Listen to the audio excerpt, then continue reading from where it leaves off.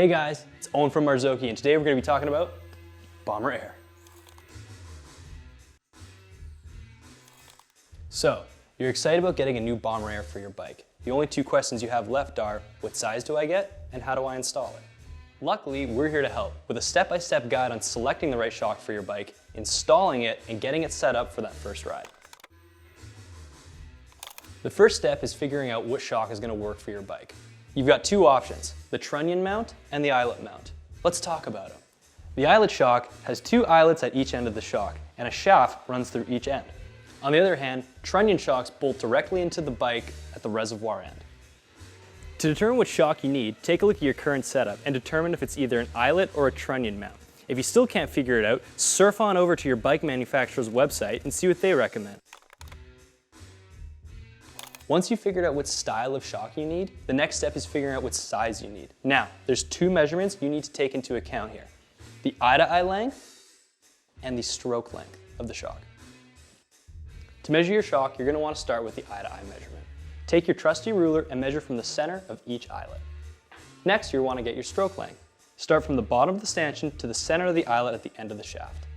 On your spec sheet, look for rear shock. There you will find two measurements, your eye-to-eye length and your stroke length. The eye-to-eye length is a bigger number and your stroke length is a smaller number. Example, 205 by 65. Determine if your shock is going to be in metric or imperial sizing. Example of metric sizing would be 205 by 65, 205 being the eye-to-eye and 65 being the stroke. Example of imperial sizing would be 7.5 eye-to-eye by 2.5 stroke.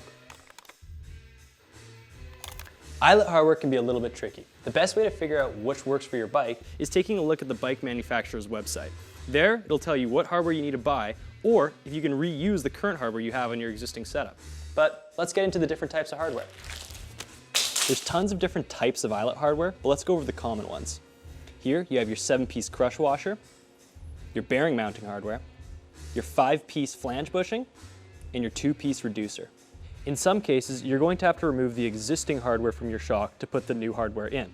You'll have to use a rubber mallet and a shock hardware removal tool for this procedure.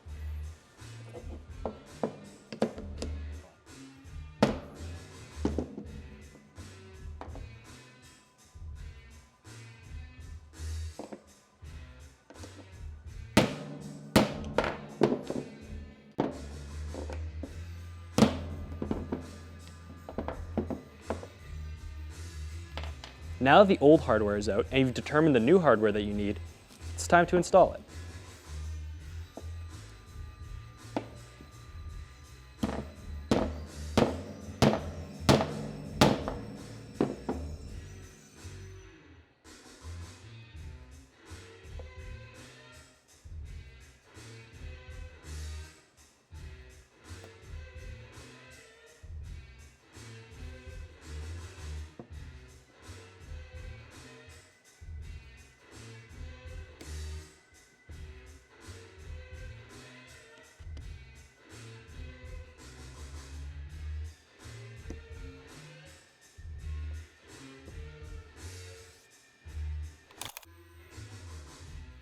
Now that we've determined what shock fits your bike, let's install it. First, let's put it in the stand and unweight the bike.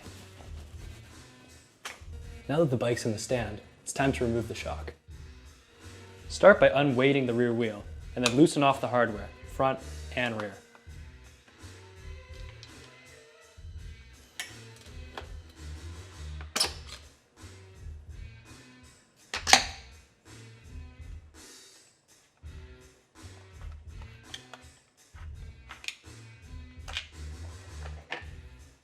Now that the shock's off, grab a rag and clean out all the mounting points thoroughly. Also, clean the frame hardware.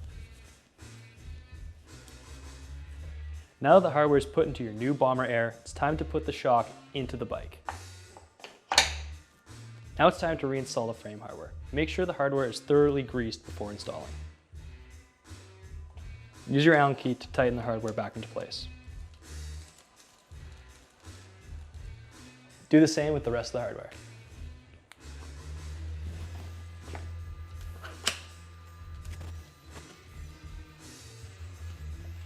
Now that the shock's in, time to take the bike down and torque the hardware to spec.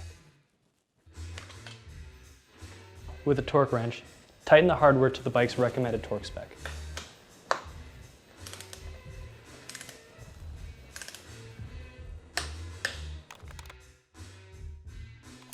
Now it's time to set up the sag for your shock. You're going to use a shock pump for this process. Check on your bike manufacturer's website to see what air pressure they recommend for the rider weight.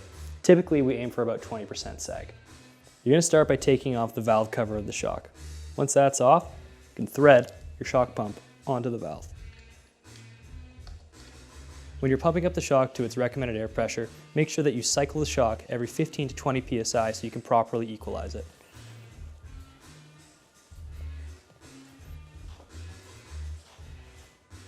Now that the proper pressure is set up for your shock, it's time to measure the sag. Hop on the bike as gently as you can and make sure that you're wearing all the proper gear you would be wearing for your mountain bike ride.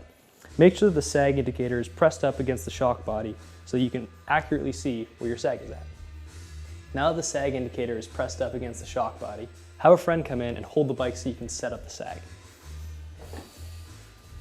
With your friend holding the bike, make sure you can gently dismount so you don't disrupt the sag indicator. Take a look at where the rubber O-ring is on the stanchion and see if it's at about 20%. Looks good.